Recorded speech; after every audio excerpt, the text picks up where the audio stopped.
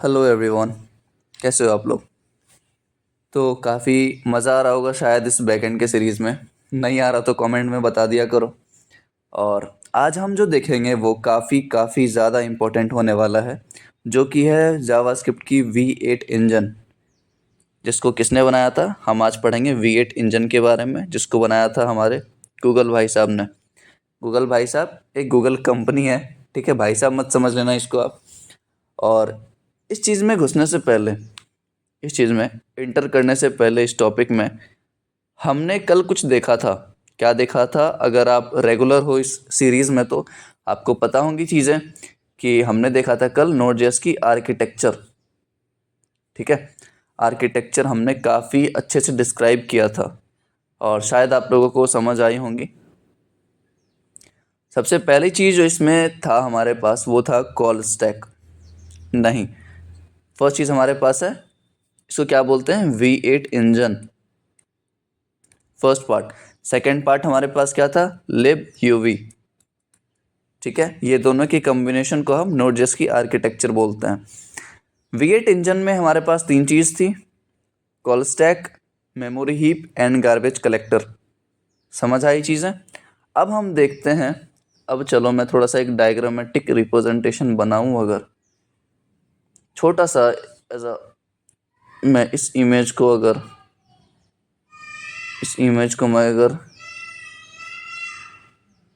एक इमेज था हमारे पास, यार रुक जाओ।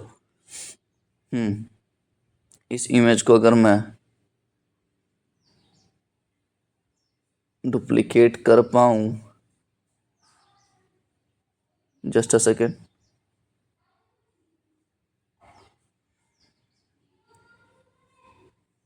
हाँ, इसको हम नीचे लेके चलते हैं और इसकी वर्किंग देखेंगे। वर्किंग देखने का मेरा ये सेंस है कि हम जो करने जा रहे हैं अभी, ठीक है, वो थोड़ा सा कॉम्प्लेक्स रहने वाला है, बट मैं कोशिश करूँगा वो कॉम्प्लेक्स ना हो हमारे लिए। ठीक है, ठीक है, आ गया। देखो, सॉरी थोड़ा ज़्यादा टाइम कंज्यूम हो रहा है इस चीज़ में, बट ट्रस्ट मी ये वर्थ इट रहेगा। ठीक है, आज क्या करने वाले हैं हम, ध्यान से सुनना। ये हमारे पास क्या है? ये हमारे पास क्या है? मज़ा आएगा, टेंशन मत लो। हमारे पास ये चीज़ क्या है? ये चीज़ हमारे पास क्या है? ये हमारे पास है जावास्क्रिप्ट की इंजन। कौन सी इंजन? V8। समझ आ गई? इस पूरे पार्ट को हम इंजन बोलते हैं, जो कि V8 इंजन है। अब ये इंजन, ध्यान से सुनना, अब ये इंजन कैसे काम करती है इंटरनली, वो मुझे देखना है। ठीक है, इंटरनली ये कैसे काम करेगी वो हमें देखना है, कि जब हम कोड लिखते हैं तो कैसे एग्जीक्यूट होता है वो कोड। समझ आई चीज़ें? कैसे एग्जीक्यूट होता है? तो सबसे पहले आते हैं हम, फॉर एग्जाम्पल सबसे पहले हमने कुछ कोड लिखा। अब इधर आ जाओ। ये पता है आपको, एक मिनट रुक जाओ। ये पता है आपको, ये जो हम बात कर रहे हैं इसकी बात कर रहे हैं, हम इसकी बात कर रहे हैं, आपको पता है? इसके अंदर सारा काम जो देखेंगे हम, वो काम इधर देखेंगे कि अंदर ही अंदर जब हम कोड लिखते हैं तो कैसे परफॉर्म होता है। इतना समझ आ गया? चलो बढ़ते हैं आगे। ठीक है, आगे आ जाओ। तो फॉर एग्जाम्पल, ध्यान से सुनना, फॉर एग्जाम्पल मैंने कुछ कोड लिखा। Let's say where a is equal to 10। समझ आ गई चीज़ है? मैंने क्या लिखा? एक कोड लिखा। मैंने एक कोड लिखा, ठीक है, where a is equal to 10। Example है ये। अब ये कोड किस किस प्रोसेस के थ्रू जाएगा, इस कोड पे क्या ऑपरेशंस लगेंगे, ठीक है, क्या ऑपरेशंस लगेंगे वो हम देखेंगे। सबसे पहला प्रोसेस, अगर आप कॉपी में नोट डाउन कर रहे हो तो ज़रूर लिखना ये चीज़, जस्ट अ सेकेंड, कि जब हम ये कोड लिखते हैं तो सबसे पहला जो स्टेप है हमारे पास, मेरा पॉइंटर देखना, सबसे पहला जो स्टेप है हमारे पास वो है पार्सिंग। पार्सिंग क्या होता है हम आगे पढ़ेंगे, बस आप लिख लो कि पार्सिंग सबसे पहला स्टेप है। जब भी हम कोड लिखते हैं तो कोड पार्स होता है, ठीक है। इतना अभी लिखो। इसके बाद पार्सिंग के अंदर आ जाओ। हम अभी एक ही प्रोसेस देखेंगे। पहला स्टेप कौन सा है हमारे पास, मैं लिख देता हूँ। फर्स्ट स्टेप कौन सा है हमारे पास, पार्सिंग। जब हम कोड लिखते हैं तो सबसे पहला काम पार्सिंग का होता है। पार्सिंग के अंदर काफ़ी सारी चीज़ें होती हैं, ठीक है। फर्स्ट स्टेप के अंदर काफ़ी सारी चीज़ें हैं अब, ठीक है। सबसे पहले पार्सिंग होगा, और पार्सिंग के अंदर क्या क्या होगा। पार्सिंग के अंदर वाला जो स्टेप है ना, पार्सिंग के अंदर वाला जो स्टेप है हमारे पास, फर्स्ट स्टेप, ये पार्सिंग के अंदर का है स्टेप, ठीक है। ये मत भूलना, दूसरा स्टेप मत लिख लेना, ठीक है। तो फर्स्ट स्टेप जो है हमारे पास, उसको बोलते हैं लेक्सिकल एनालिसिस। लिख लो आप, लेक्सिकल एनालिसिस। इसका मतलब क्या होता है। अगर साइबर सिक्योरिटी वगैरह आपके कॉलेज में था तो आपको ये चीज़ पता होगी, लेक्स क्या होती है, लेक्स कोड अलग होती है, ठीक है। तो इसमें क्या होता है, इसमें बताता हूँ मैं। जो हमारे पास कोड रहती है, कोड कौन सी है, ये वाली। अब रिलेट कर पाओगे आप।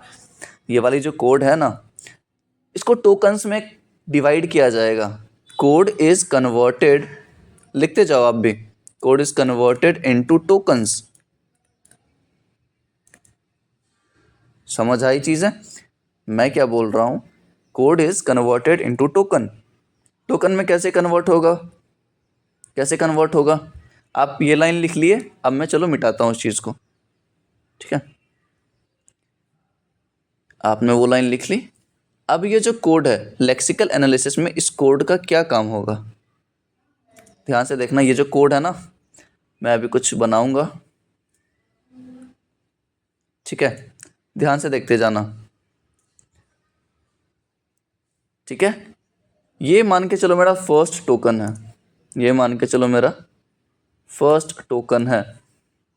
First token, second token and third token, okay. सबसे फर्स्ट टोकन में मेरा वेयर स्टोर होगा, सेकेंड टोकन में ए स्टोर होगा, और थर्ड में उसका वैल्यू।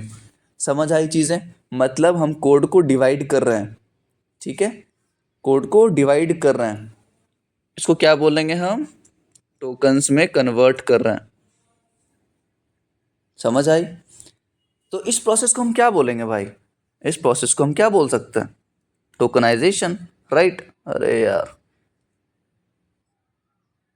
जस्ट अ सेकंड यार, नेटवर्क स्लो है थोड़ा सा। इस प्रोसेस को हम क्या बोल सकते हैं, टोकनाइजेशन।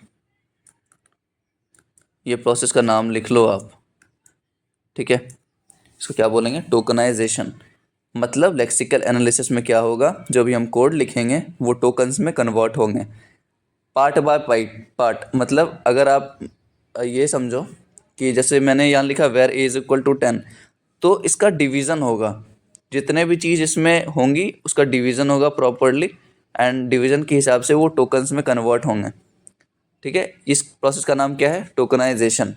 चलो सेकेंड प्रोसेस पे आते हैं, ठीक है। इसको मैं क्लियर अभी नहीं करूँगा, थोड़ा सा मैं बस कर लेता हूँ। चलो हाँ, सेकेंड प्रोसेस जो है हमारे पास वो है, ध्यान सुना। पहला क्या था हमारे पास, पहला क्या था, लेक्सिकल एनालिसिस।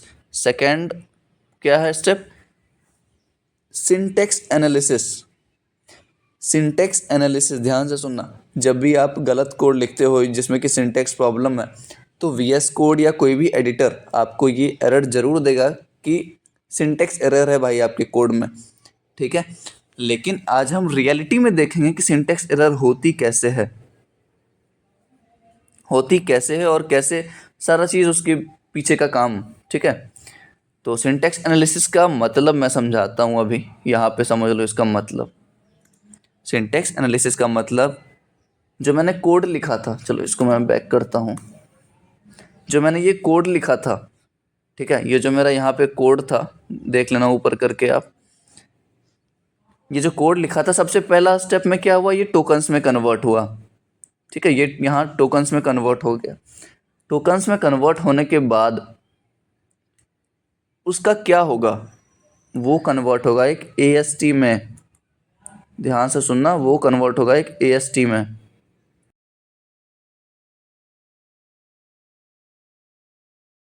तो यहाँ पे हमारे पास एक वेबसाइट है जिसका नाम है AST एक्सप्लोरर। ये चीज़ मैं दिखाता हूँ, एक मिनट। क्या नाम है इसका? AST explorer. यहाँ पे ये ऐसी वेबसाइट है ना जहाँ पे आप चीज़ें एक्सप्लोर कर सकते हो। एक्सप्लोर करने का मतलब जो भी आप कोड लिखोगे, जैसे हमने यहाँ पे देखा, यहाँ पे देखो हमारे पास क्या है, जो हम टोकन्स बनाते थे, जो हमारा कोड रहता था, ठीक है, जो हमारा ये कोड है, ये टोकन्स में कन्वर्ट होंगे और टोकन से AST का निर्माण होगा। ठीक है। फॉर एग्जाम्पल अगर मैं यहाँ पे देखो, यहाँ पे मैंने क्या लिखा, let value is equal to 10। मतलब लेफ्ट हैंड साइड आपको कोड लिखना है और राइट हैंड साइड उसका आपको एक ट्री फॉर्म में रिप्रेजेंटेशन मिलेगा। इतना समझ लिया हमने। यहाँ पे पहला चीज़ ट्री में देख सकते हो आप, दूसरा चीज़ जेसन डेटा में देख सकते हो कि जेसन में हमारा कैसा दिख रहा है ये डेटा। लेकिन ट्री रिप्रेजेंटेशन अगर आपको समझनी है तो इसलिए आप यहाँ लेफ्ट हैंड साइड पे कोड लिखो और राइट हैंड साइड में उसका देखो कैसे काम कर रहा है। मैंने अभी के लिए एक कोड लिखा है, let value is equal to 10।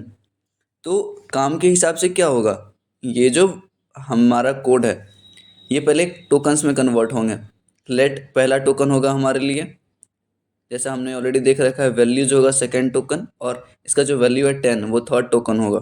ठीक है। टोकन्स में कन्वर्ट होने के बाद ये कन्वर्ट होंगे इस AST में। ये जो है हमारे पास है ना, ये पूरा राइट हैंड साइड में, इसको बोलते हैं हम AST, एब्स्ट्रैक्ट सिंटैक्स ट्री। अब यहाँ जो हमने डिफाइन किया है लेट, लेट देखो काइंड में यहाँ क्या है, लेट यहाँ पे काइंड में डिफाइंड हुआ है। मतलब ये पहले से डिक्लेयर है, अगर मैं इसे हटाऊं तो देखना ऐसा ही कुछ रहेगा, बट कुछ कुछ हट हट जाएंगे। Type program source type module, ऐसा है।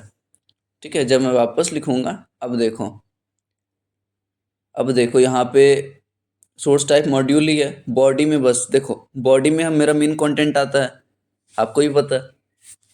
यहाँ पे अब देखो वैल्यू, वैल्यू कहीं दिख रहा है क्या? ओके, ठीक है। मतलब आप इस चीज़ का एक एनालाइज कर सकते हो, कुछ भी आप कोड लिखो लेफ्ट हैंड साइड में उसका दिख जाएगा आपको AST। समझ आ गई चीज़ें? यहाँ पे आप एक्सप्लोर कर सकते हो, देख सकते हो। बस इतना ही जानना, ज़्यादा नहीं जानना। अब चलो आगे बढ़ते हैं अपन। आगे हमें क्या देखना है, हमने यहाँ पे देख लिया कि टोकन से क्या कन्वर्ट होते हैं, टोकन से बनते हैं हमारे AST। ओके। अब AST बनने के बाद, AST बन गया मेरा, अब क्या है आगे का प्रोसेस, चलो वो देखते हैं। AST बन गया, आजा।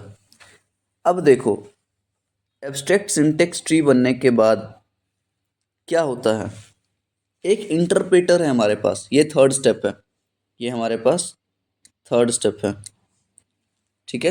हमारे पास एक इंटरप्रेटर होता है। अब मैं यहाँ से थोड़ी चीज़ें अलग ले जाऊंगा। इंटरप्रेटर और कंपाइलर में क्या डिफरेंस है? इंटरप्रेटर हमारा थर्ड स्टेप है। फर्स्ट स्टेप कौन सा था? Lexical analysis. सेकंड था हमारे पास सिंटेक्स एनालिसिस, जिसमें कि हम AST बनाते हैं टोकन से। लेक्सिकल एनालिसिस में हम क्या करते थे, कोड को टोकन्स में कन्वर्ट करते थे। ठीक है। लेक्सिकल एनालिसिस देख लिया हमने, सिंटेक्स एनालिसिस देख लिया। थर्ड है हमारे पास इंटरप्रेटर। इंटरप्रेटर का क्या काम है वो अभी हम देखते हैं, लेकिन पहले कंपाइलर और इंटरप्रेटर में थोड़ा सा डिफरेंस देख लेते हैं। ठीक है। कंपाइलर एंड इंटरप्रेटर, इंटरप्रेटर क्या डिफरेंस है अगर आपसे मैं पूछूं इस चीज़ का, तो इंटरप्रेटर क्या होता है ना, ध्यान सुनना, बस एक दो ही डिफरेंस है, ज़्यादा नहीं है। Interpreter line by line execution करेगा। फॉर एग्जांपल ये मेरा कोई कोड है यहाँ पे, वो लाइन बाय लाइन एग्जीक्यूशन करेगा, one after another, top to bottom approach. ठीक है। कंपाइलर का भी अप्रोच टॉप टू बॉटम ही रहता है, लेकिन ये पूरे कोड को एक बार में इवेलुएट करेगा। समझ आई? ये पूरे कोड को एक बार में इवेलुएट करेगा, और ये लाइन बाय लाइन एग्जीक्यूशन करता है। और इसको कहीं पे कुछ एरर मिलती है, फॉर एग्जांपल सिंटेक्स एरर है, तो ये एट द इंस्टेंट बताएगा इंटरप्रेटर कि हाँ भाई एरर है, उसके बाद रन नहीं होगा। और कंपाइलर क्या है, पूरा रन हो जाएगा फिर ये एरर इनकाउंटर करता है। समझ आई चीज़ें? अब एक बात बताओ मुझे, जावास्क्रिप्ट कौन सा कंपाइलर यूज़ करता है? जावास्क्रिप्ट कौन सा कंपाइलर यूज़ करता है? अच्छा, ये मैं ऐसे नहीं पूछा हूँ जावास्क्रिप्ट क्या है। जावास्क्रिप्ट जो हम यूज़ कर रहे हैं वो क्या है, एक कंपाइलर है या इंटरप्रेटर है? जावास्क्रिप्ट एक कंपाइल्ड लैंग्वेज है या फिर इंटरप्रेटेड लैंग्वेज है? आप सोच रहे होगे, लेकिन मैं बता दूं ये कॉम्बिनेशन है दोनों चीज़ का। ये क्या है, ये कंपाइलर भी है प्लस इंटरप्रेटर भी है। इंटरप्रेटर भी है। कैसे है मैं समझाता हूँ। अभी के लिए बस इतना देखो कि जो कंपाइलर ये जावास्क्रिप्ट यूज़ करता है उसको हम बोलते हैं जिट कंपाइलर। ध्यान से सुनना, उसको हम क्या बोलते हैं? उसको हम बोलते हैं जिट कंपाइलर। ठीक है, जस्ट अ सेकेंड।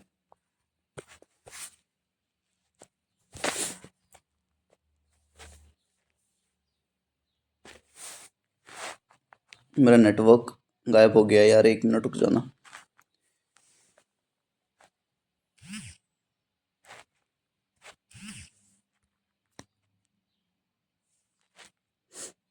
ठीक है, इसको हम क्या बोलते हैं? इसको रिफ्रेश करना पड़ेगा आई थिंक। वापस से मैं खोलो इस चीज़ को, 1 मिनट।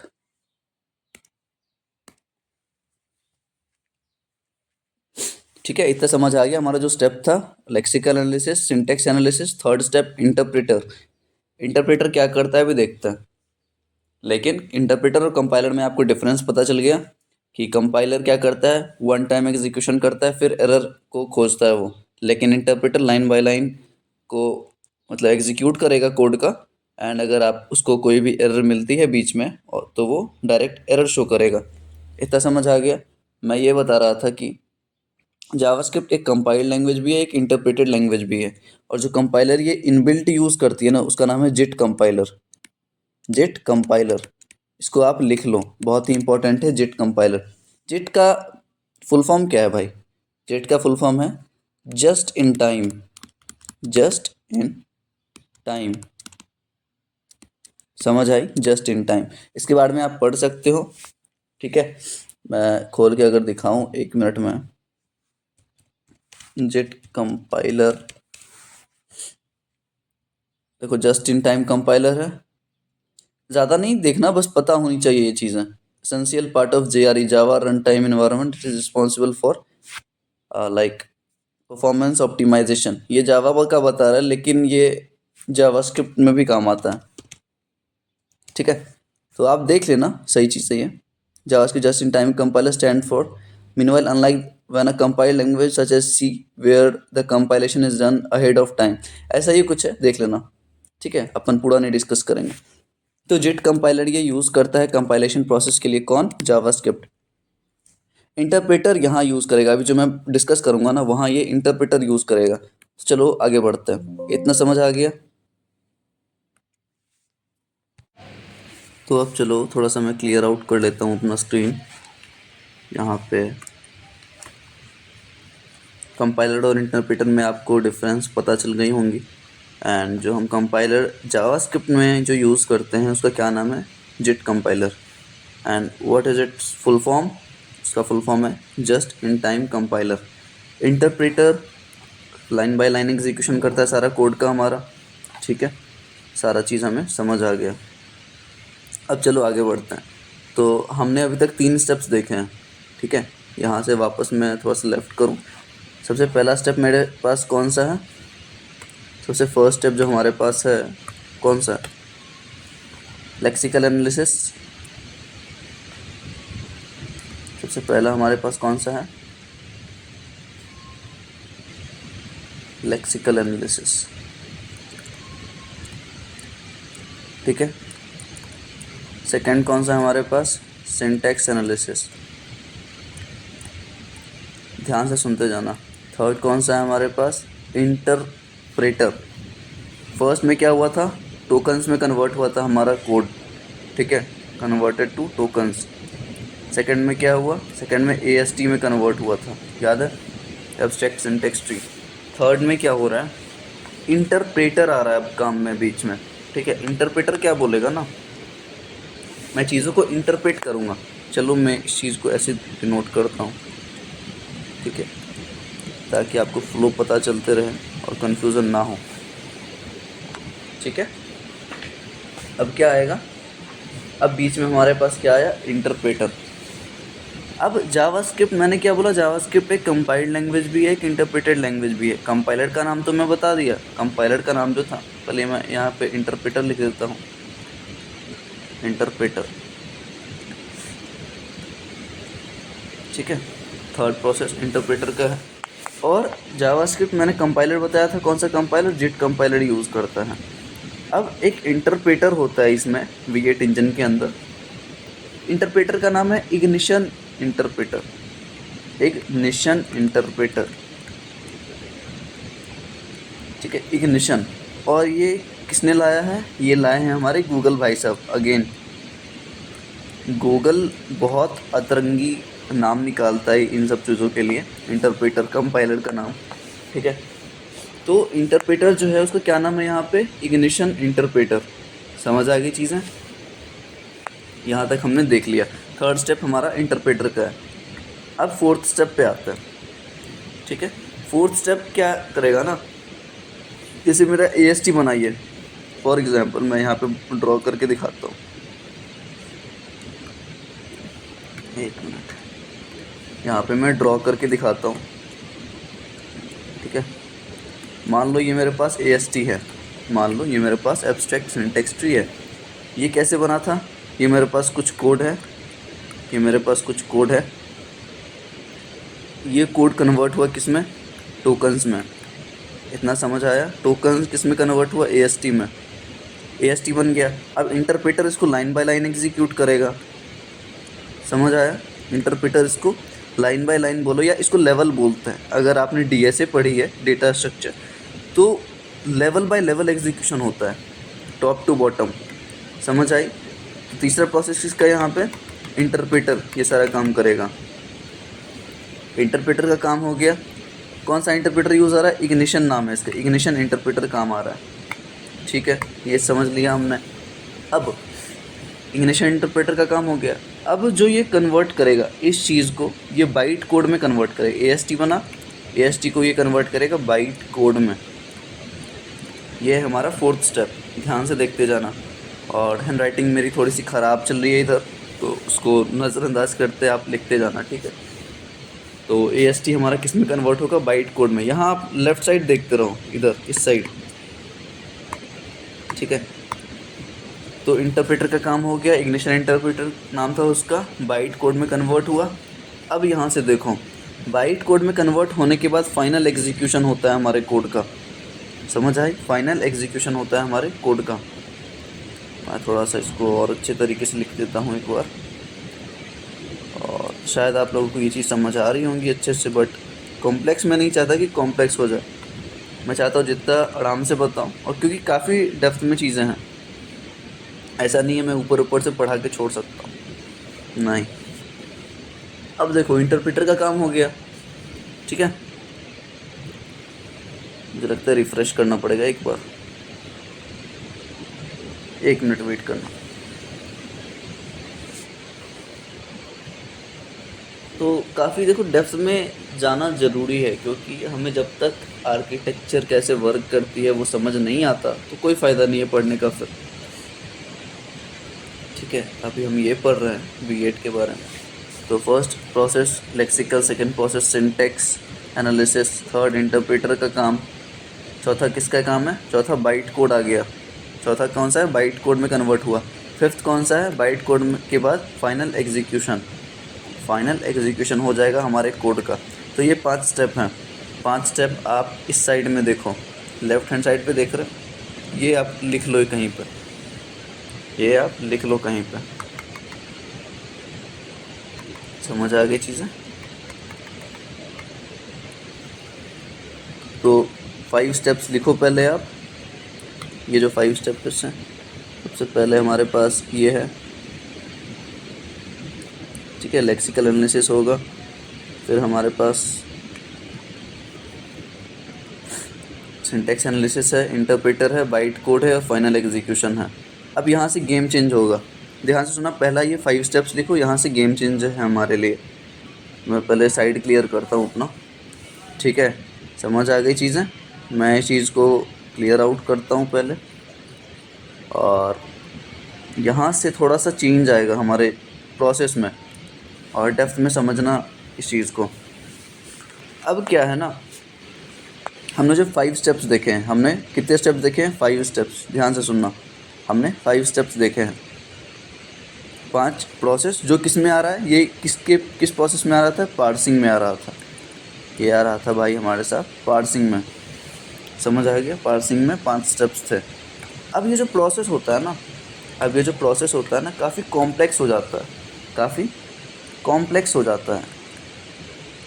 V8 इंजन के लिए ये काफ़ी कॉम्प्लेक्स है, काफ़ी टफ़ है। उसके लिए तो मिली सेकेंड में परफॉर्म करता है सारा कुछ, लेकिन फिर भी टफ़ है उसके लिए, इतना समझो आप। तो ये क्या करता है ना, ये क्या करता है, अब इंटरप्रेटर जो हम यूज़ कर रहे थे, हम क्या यूज़ कर रहे थे? इंटरप्रेटर। अब इंटरप्रेटर भाई साहब बोलेंगे, इनका नाम क्या था इंटरप्रेटर का? Ignition interpreter. क्या नाम है? Ignition interpreter. ये भाई साहब बोलेंगे कि यार मैं अकेले इतना कॉम्प्लेक्स टास्क नहीं कर सकता। अगर कोई ज़्यादा कॉम्प्लेक्स कोड है हमारे पास, ध्यान से सुनना, अगर हमारे पास कोई बहुत ही कॉम्प्लेक्स कोड है तो मुझे किसी चीज़ की सहायता लेनी पड़ेगी।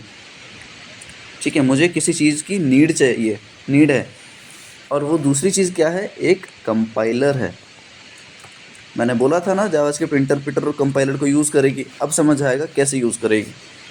ठीक है, इंटरप्रेटर का काम वो पहले ही बता दिया है, इग्निशन इंटरप्रेटर मैं यूज़ कर रहा हूँ, लेकिन ये टास्क उसके लिए थोड़ा सा कॉम्प्लेक्स हो जाता है जब कोड हमारे पास लेंदी होता है या फिर बहुत बड़ा होता है। ठीक है, तो ये बोलेगा भाई साहब इंटरप्रेटर तो है ही मेरे पास, मुझे एक कंपाइलर चाहिए। ठीक है, अब जो कंपाइलर का नाम है ना, आप बोलोगे जिट कंपाइलर, नहीं, जिट कंपाइलर दूसरा होता है। यहाँ पे हम जो कंपाइलर यूज़ करेंगे उसका नाम है टर्बोफैन कंपाइलर।